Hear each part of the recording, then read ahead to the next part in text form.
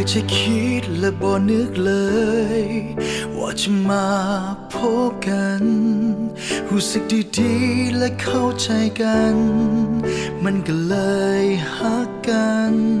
นั่นคงเป็นความผูกพันที่ดีต่อกันเสมอ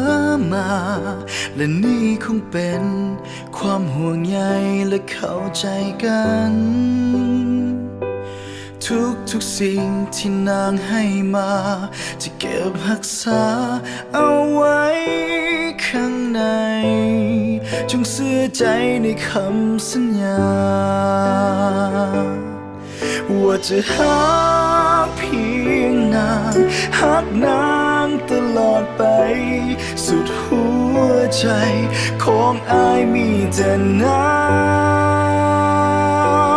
งจากวันนี้ส่วนนี้ลันจะหักซื่อตรงทุกอย่างบ่มีทางที่อายจะเปลี่ยนใจ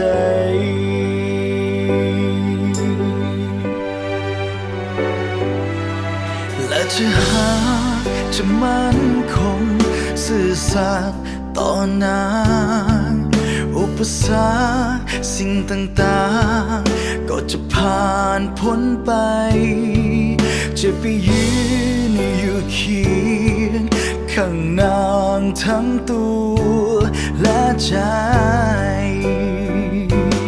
นั่นคงเป็นความผูกพันที่ดีต่อกันเสมอมาและนี่คงเป็นความห่วงใยและเข้าใจกันทุกสิ่งที่นางให้มาจะเก็บรักษา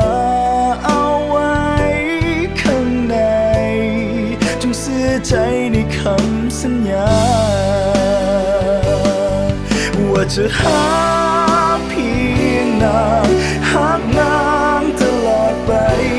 สุดหัวใจของอายมีแต่นา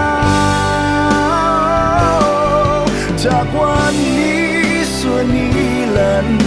จะหักซื่อตรงทุกอย่างบ่มีทางที่อายจะเปลี่ยนใจ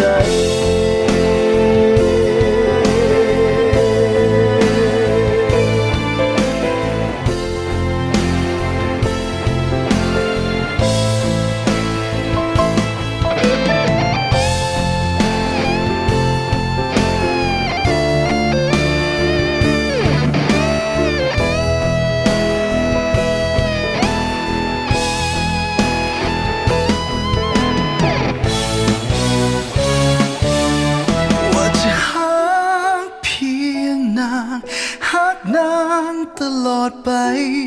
สุดหัวใจของง่ายมีแต่นางจากวันนี้ส่วนนี้ลันจะหักซื่อตรงทุกอย่างบ่มีทางที่อายจะเปลี่ยนใจบ่มีทางที่อาย